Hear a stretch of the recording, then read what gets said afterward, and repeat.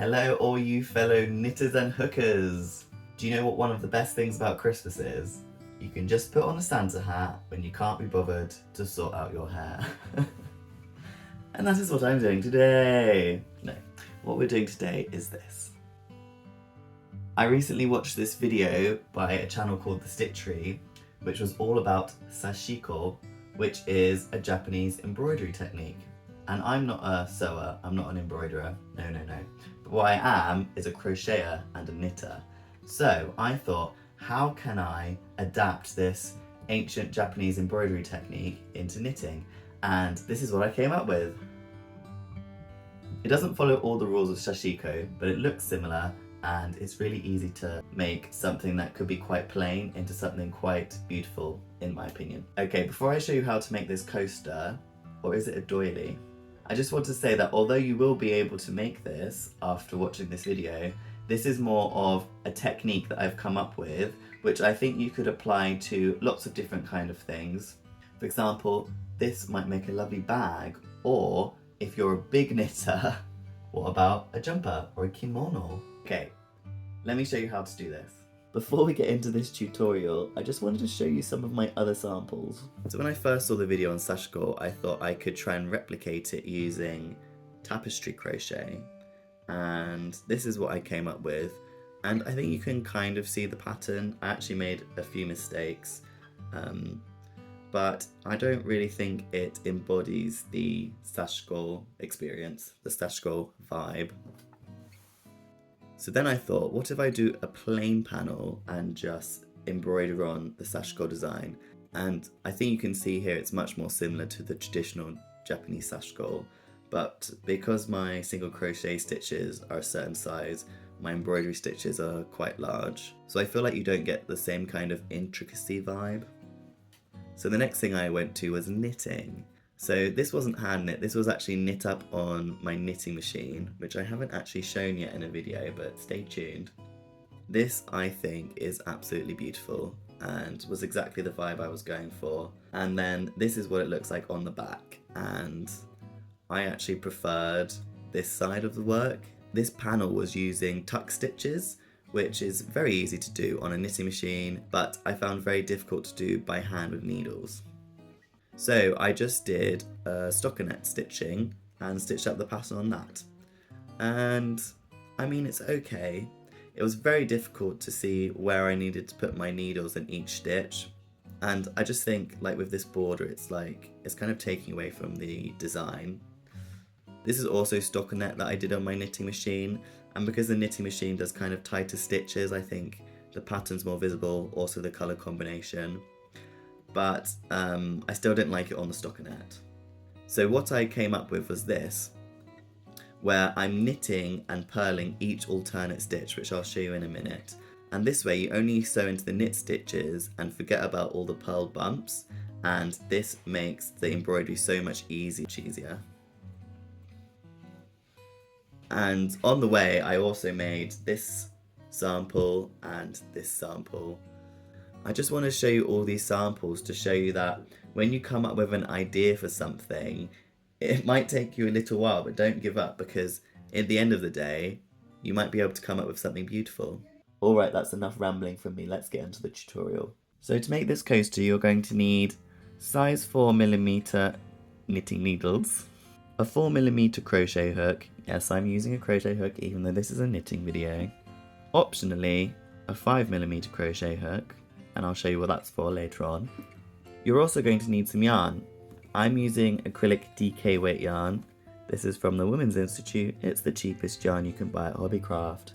I would recommend using a nice dark red or a nice dark green for a Christmassy feel. And then you're going to need some white yarn or another contrasting colour yarn to do the embroidery. So we're going to start with a slip stitch. This is how I like to do a slip stitch. I'm sure there are much more efficient methods, but I always do it like this.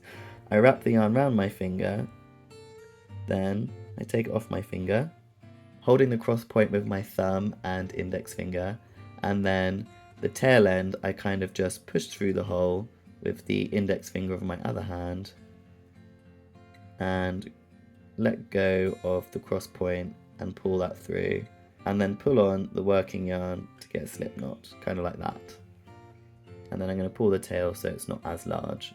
Now, there are many ways to cast onto your needles. I don't know most of them, but the one way that I do know doesn't create a nice V edge like you get on the edge of crochet. So to cast on, we're going to hold our yarn as if we were crocheting, but as well as holding the knot, we're also going to hold the needle. So we're going to have the working yarn behind the needle, and then the crochet hook in front of the needle.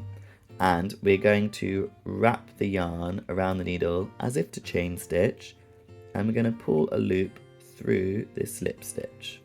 And now we have one stitch on the needle.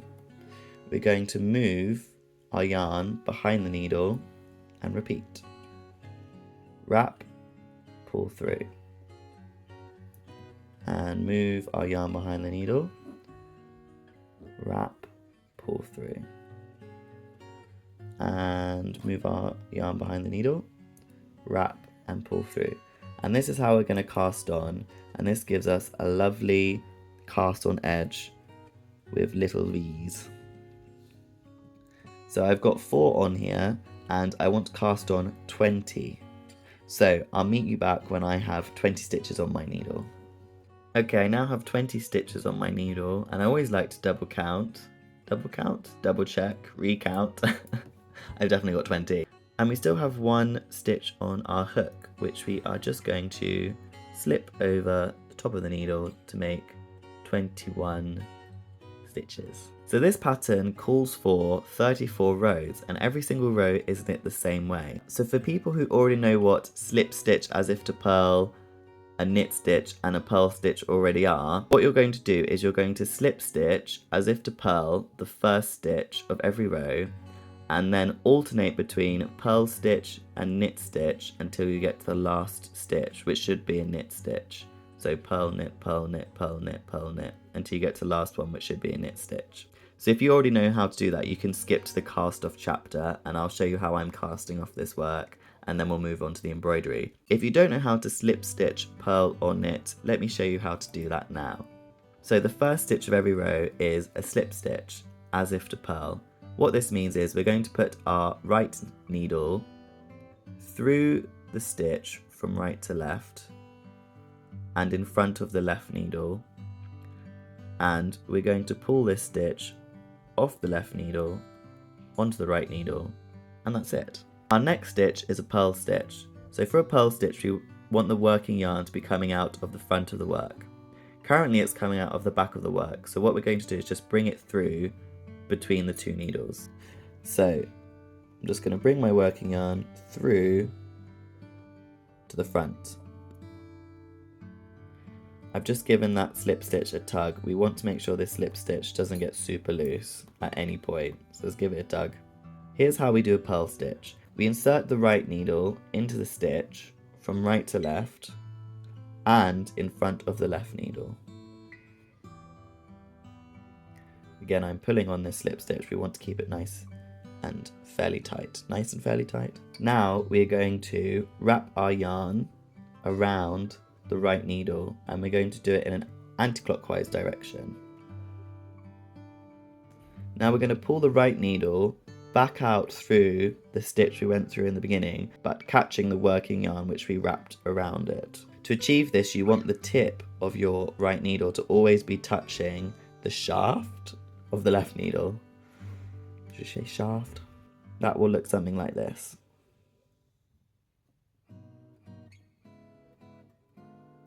Okay, so you can see the wrapped yarn there, and this was our original stitch we went through, and now we're going to pull that original stitch off. Okay, our next stitch is going to be a knit stitch. So to do a knit stitch, we need our working yarn to be coming out of the back of the work. I'm just going to bring my working yarn to the back of the work, going between the needles. So now our working yarn is coming out of the back of the work. To do a knit stitch, we're going to go into the next stitch from left to right. This is going to look something like this. We're going from left to right, and as we go from left to right, we're also going to be pushing the right needle up behind the back of the left needle. So this will look something like this. Okay, so if I turn the needles over, you can see the right needle's going through the stitch on the left needle also. Now we're going to take our working yarn and wrap anti-clockwise again. And as before, we want to pick up this wrapped yarn while keeping the tip of the right needle against the shaft of the left needle. So that will look something like this. Bring the right needle down, making sure it's always touching the shaft of the left needle. Catch that wrapped yarn and come back up again on this side. And you can see the wrapped yarn there.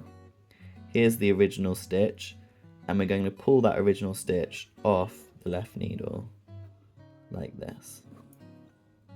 The next stitch is purl again, so we're going to bring our working yarn to the front through the needles. And let me show you how to do a purl stitch quickly one more time. So we go into the next stitch, left to right, and in front of the left needle. We wrap around anti-clockwise. We catch that wrapped yarn,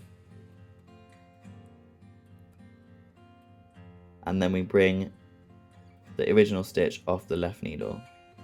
Our next stitch is a knit stitch, so we bring our yarn between the needles. We pick up the next stitch from left to right, going behind the left needle. We wrap anti-clockwise, and then we bring the right needle in front of the left needle, capturing that wrapped yarn. And then we take the original stitch off the left needle. So you want to just keep working like this. Purl stitch,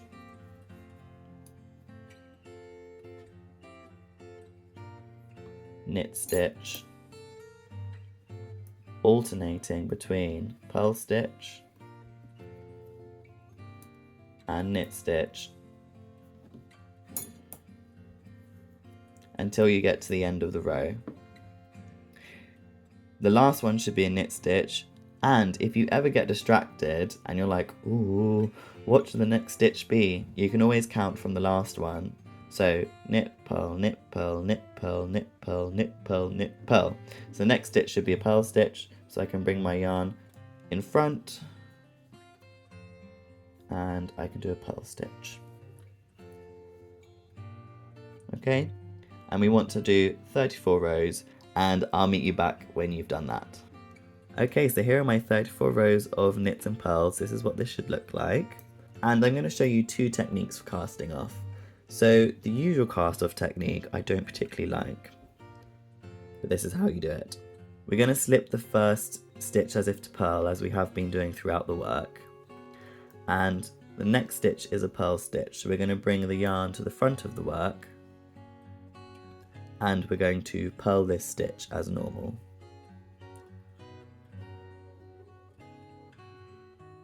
Then we're going to take the working yarn to the back of the work, and we're going to bring this first stitch on the right needle over the second stitch and off the right needle.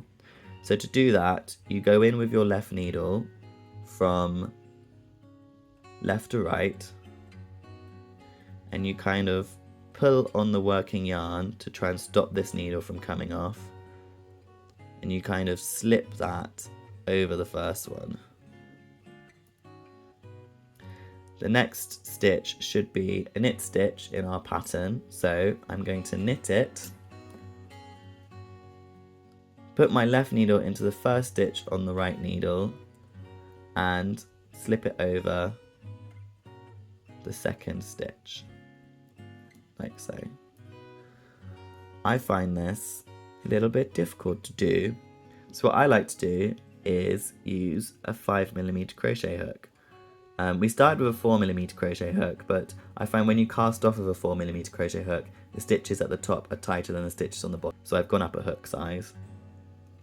So I'm just going to replace my needle with a crochet hook.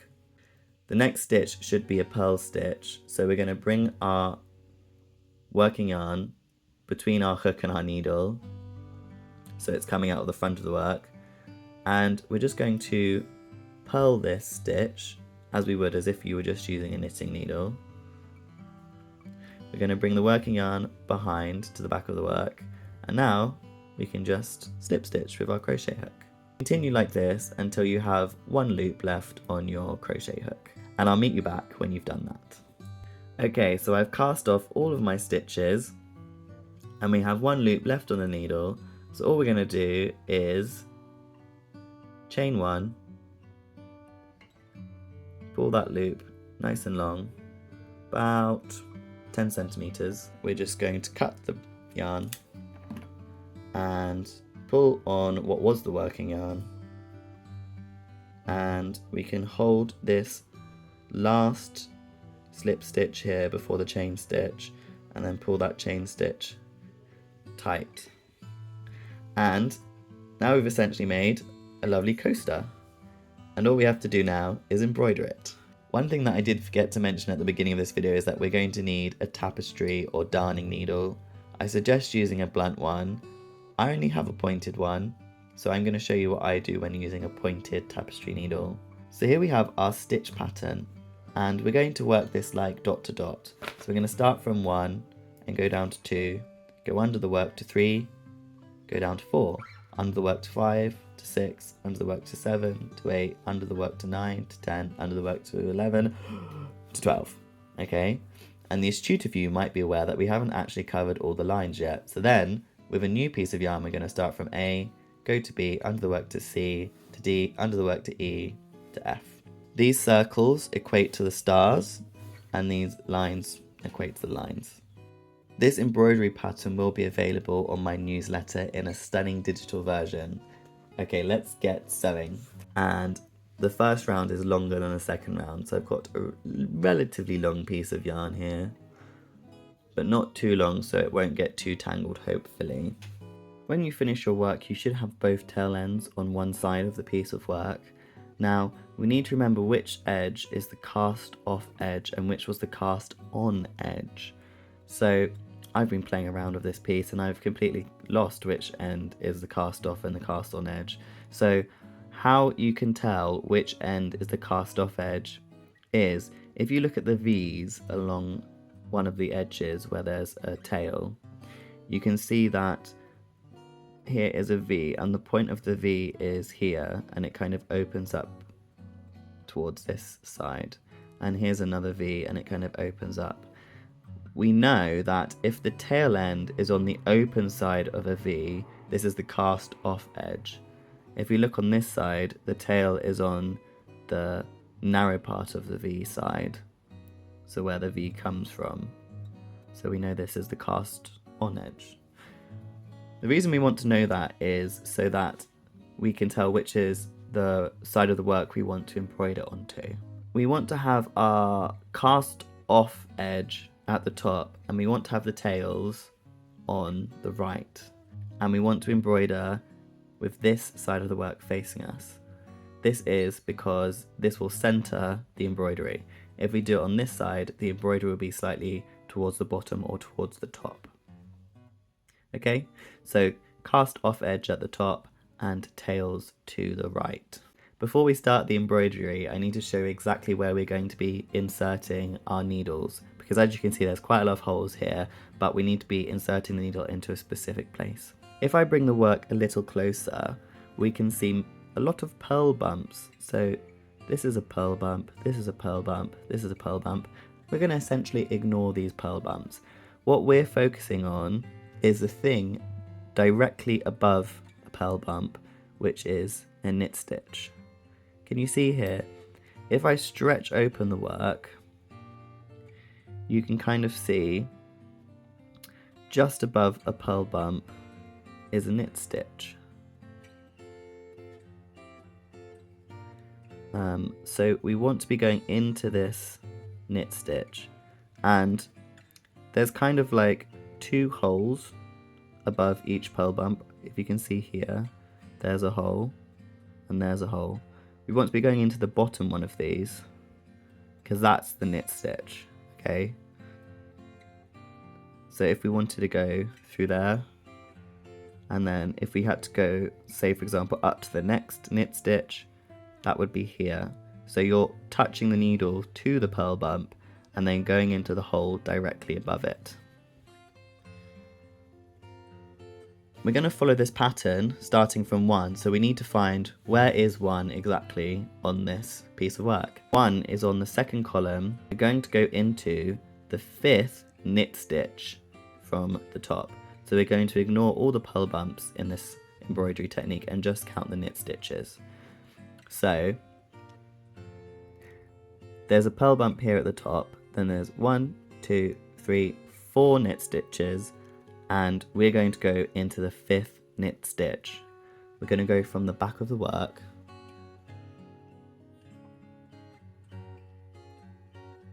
and we're going to go through this knit stitch, making sure our needle is pressed against the purl bump below to make sure we're going through the right hole. And we're going to come up through the work, and on the back we're going to leave about a 10cm tail. Then we're going to go back into the work, 1 column over and 1 knit stitch down, so the diagonal knit stitch.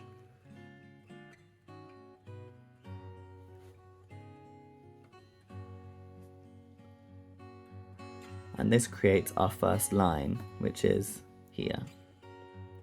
Now we have a star, so we're going to go across to the next column and down to the next knit stitch. And we're going to come up through the work.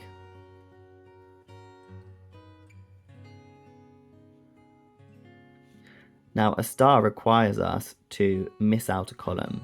So we're going to go across 1 column, down to knit stitch, skip this, go across the next column and go down, and then go into this knit stitch.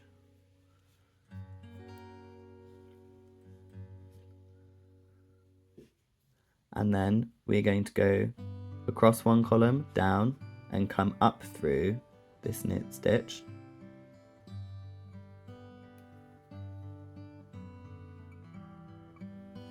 And then across 1 column and down into this knit stitch.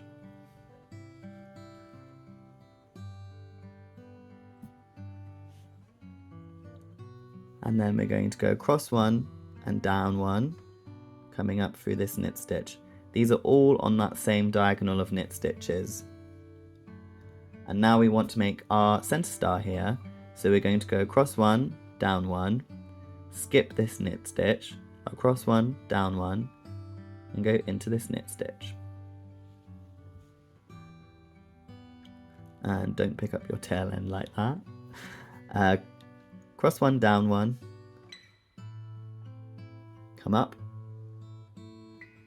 across 1, down 1, go in, across 1, down 1, come up. Does that look right? 1 second, this looks a little bit wrong.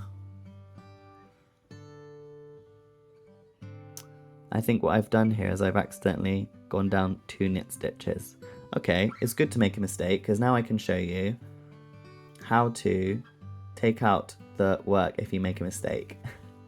So the thing with the Japanese embroidery is that if you just pull on this, it's going to tighten up these stitches and it's maybe even pull out this tail in this case. But we want to keep our stitches relatively loose. We don't want to pull them incredibly tight like this, because A, you won't be able to see them as well, and B, it just doesn't look as good. So if you do make a mistake like I have here, you want to put your index finger and thumb and pinch the stitch, the previous stitch, so it can't move, and then you can just lift out until where you've made a mistake. And that keeps the tension nice and even so we don't get super tight stitches. Okay, that looks a little bit better. Okay, so I think you can see the point. You do 1 short line, 1 long line, 1 short line, 1 long line, 1 short line, and we're going along the diagonal. So when you're doing a short line, you go 1 across and 1 down, and when you're doing a long line, you go 2 across and 2 down. So I'm doing a long line now, so I'm just going to go 2 across and 2 down, which is here. Oh, almost made the same mistake again. And we started on a short line and we should end on a short line.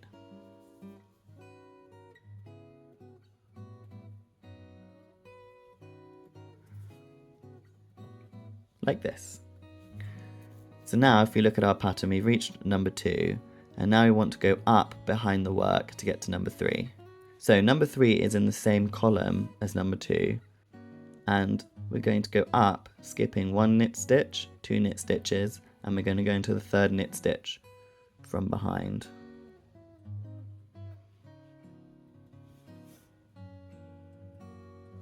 And now we're going to go along this diagonal. It's exactly the same, short, long, just alternating. So to do a short, go down 1, across 1, down 1, across 1, come up. And now we have a star, so we're going to go down 2, across 2.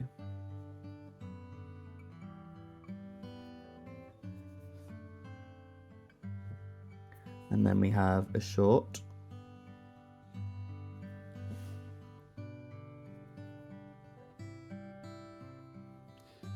Once you get a feel for it, you don't even need to keep counting down 1, across 1. You can kind of just see where the next one needs to go. Obviously I've made loads of samples as you saw at the beginning of the video, so I can just, most of the time, see where I need to do the next stitch, and if I can't then I can do the counting. So down 1, across 1, and now we've reached number 4. So once we've reached number 4, we're going to go behind the work and go down to number 5. We're going to be going 1, 2, 3 columns across, and we're going to go 2 knit stitches down from this one, which is actually the first knit stitch in this column. For a perpendicular line, we're just working all in the same column, and for a short line, we're just going into the next knit stitch up, and then come out of the next knit stitch up.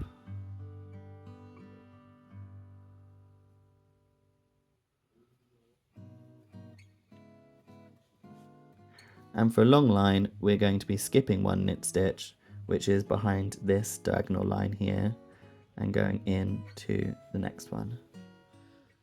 So come out of the next one, go into the next one,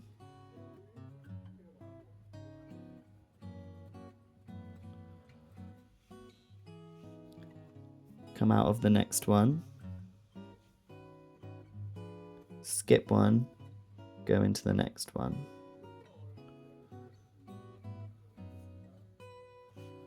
Come out of the next one, go into the next one,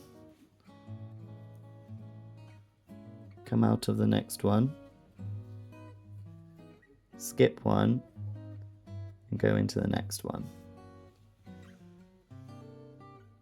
Come out of the next one, and finally go into the next one. This should be the final knit stitch of this column. So we've reached 6 and now we're going to go to 7. So 7 is 3 across and 2 down, which is the mirror of this one. So 1, 2, 3 and 2 down. Okay. You can always tell once you get to the star section if you've made a mistake, and then you can just take out the work like I showed you before. No shame in taking out the work, especially if this is the first time you're doing it. You can't imagine the amount of times that I had to restitch the same piece when I first was developing this technique. So far, all of our stars are kind of unique. We have a diagonal going up to the right and a vertical, a diagonal going to the left and a diagonal going to the right, and a diagonal going to the left and a vertical. So each of these shapes are different. We're now about to make a shape which is the same as this one here, okay? So if I put my needle into this stitch, we will have two shapes that are the same. They're going to both be diagonals leading to the left with a vertical. But if I put this into this stitch, they're going to look different because this one has a vertical stitch going over, but if I put my needle into the next stitch, this is going to have the vertical stitch going under. For this one, because this is going to be exactly the same shape as this one, I'm going to copy this one because I've already made this one. So instead of going over this vertical stitch, we're actually going to go underneath it, because I want all of my stars in the final design to all look the same.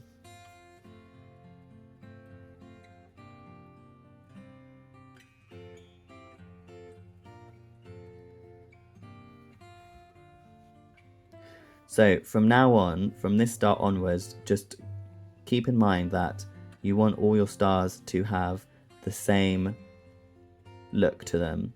So if your vertical strips on top on the other ones, make sure it's going to be on top on this one. And let's continue. So go across one, go down, go in. And now we're making another star, but obviously this is the only line of this star, so we don't have to worry about which stitch is going under and which stitch is going over.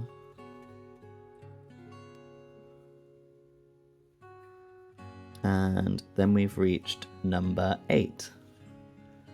And if you've done this correctly, there should only be one stitch, one knit stitch in between number 8 and number 3. Okay, so from number 8 we're going to go up to number 9. So we're going to skip 1, skip 2 and go into the third one.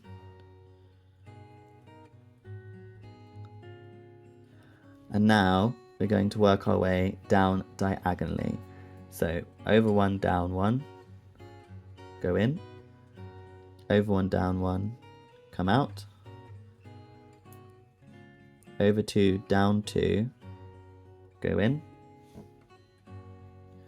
Over 1, down 1. I forgot to check. These two have the same shape, the same stitches on top. Well, luckily they are, but I did forget to check. So if I'd done it wrong, then I would undo the work and go back. Obviously, that's up to you. If you don't mind if all your stars are slightly different, then it's your work. You can do what you like. I just thought I would point it out just in case you're the sort of person that does mind if your stars look differently. Okay, this is going to be our first star that we're creating. So we need to make a decision where to make this stitch. This is going to be a right leaning stitch, so it's going up towards the right. So right leaning stitches need to go over left leaning stitches. And vertical stitches also need to go over left leaning stitches. So at this point we can make a decision. We can either have the vertical stitch on top, or we can have the right leaning stitch on top. I think I'm going to do the right leaning stitch on top because I don't want my vertical stitches on top for just an arbitrary reason. It's an arbitrary decision I've made. So now I'm going to make sure from now on that all left leaning stitches are at the bottom, all vertical stitches are in the middle, and all right leaning stitches are on top, so that all my stars look like this middle one. In Sashiko, which this technique's based on, as I mentioned in the intro, you never have stitches overlapping each other, so this would never be an issue. But because Sashiko is knit into cotton fabric, see, I'm talking to you and I'm making a mistake. Because Sashiko is knitted into cotton fabric, you can have very small stitches, which creates a nice intricate pattern. But because we are limited to however small we can knit, we end up having a lot bigger embroidery stitches. So although this stitch pattern does exist in Sashiko, what would you end up doing is making 6 little stitches here with a hollow center. We've just reached number 10, so we're going to go to 11, which is 3 columns over and 2 knit stitches down, which is this one here. And we're going to be going up vertically for this one. I accidentally pulled my stitch a little bit tight there, so I'm just going to put my needle under it and loosen it a little bit because we don't want tight stitches. Okay, I think going up's fairly easy. Oh, have I made a mistake? It looks like I've come out 1 stitch too soon. You can tell that because if I were to continue like this, then I'm going to be skipping my star stitch here, which we don't want. So I'm just going to unembroider this, unsew this. So I'm going to correct that. And we want to come up through this stitch here.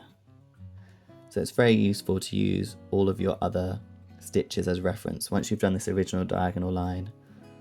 And if you make sure you get that original diagonal line correct, then you can use the other stitches as reference. Oh, we've reached 12.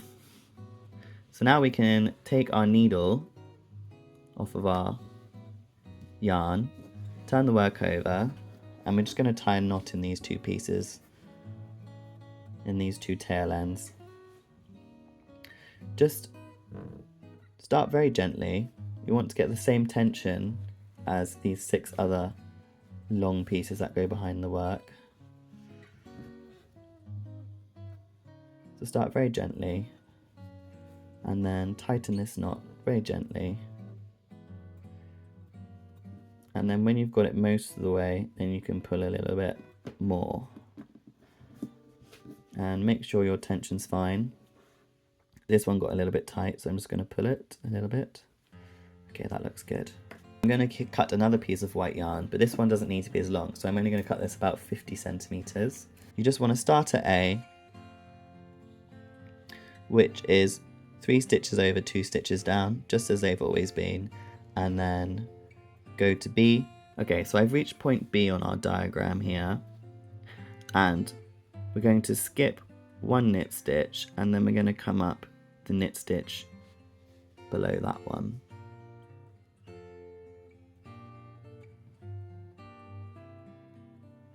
Like so. And then we're just going to continue to D. Okay, so I've just reached point D, which you can see here. Here's point D. And to get to point E, we're just going to go 2 columns over and 1 stitch up. This is here. And then we're going to be going up vertically to point A. And then once we get to point A,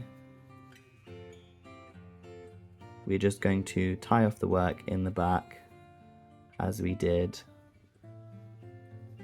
for the points between 1 and 12. So I'm just going to stitch up to there. I'm almost there actually, so I might just stay with you for this one. So you can see once you get used to where the needle needs to go, it can be pretty fast.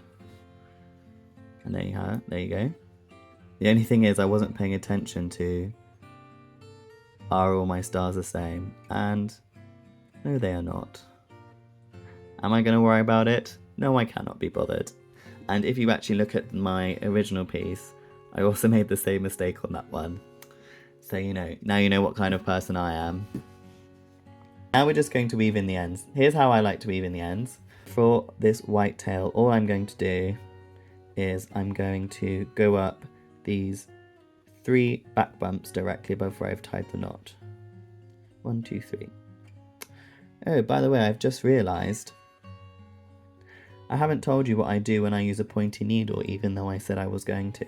So when I'm using my pointy needle, because I only have pointy needles, is I just turn the needle round and go through the stitches backwards, because this end isn't pointy. And that way, you're not stabbing your needle through the yarn and accidentally capturing the yarn. You're going underneath the yarn. Okay, so that's all I do with that one. This one I would do the same but go in the opposite direction, so go under these, well there's not 3 on this side, but so just go under these 2. For the red yarn tails, what we're going to do is we're going to bring them to this part of the work.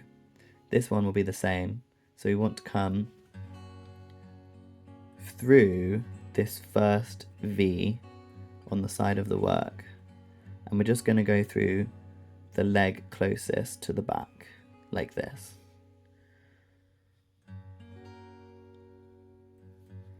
I think this just helps disguise where the change of directions of V's go, and maybe even pull it through this where we've chain stitched and pulled it tight. Maybe just pull that through a little bit. Okay, because if you notice, all the V's around 3 of the edges are going in the same direction, but along this edge they're actually going in a different direction, so that just helps disguise that a little bit. And again, just go under 3 or 4 of the back bumps along the back and use your best pair of sharp blunt scissors just to trim that off. Okay, and this tail is exactly the same. You want to go under that closest leg of the V and then weave it in. Why yes, I am wearing a completely different outfit from the start of this video, and I washed my hair. This is our final piece of work, and this is what it looks like on the back, so it's fairly neat on the back too. Obviously these make very cute little Christmas coasters, but there's only so many coasters you need. So what projects do you think I can use this Sashiko technique on to make an absolutely fabulous garment maybe? Thank you for getting to this stage of the video. If you enjoyed watching this tutorial and want to see similar tutorials in the future, why not consider subscribing? We have tutorials every Tuesday on Ben's Balls of Yarn. Is there anything you've always wanted to knit or crochet but you're not quite sure how to get started? Why don't you leave a comment below and then perhaps I'll make a video on it. Thank you so much for watching, and I'll see you next week. Bye!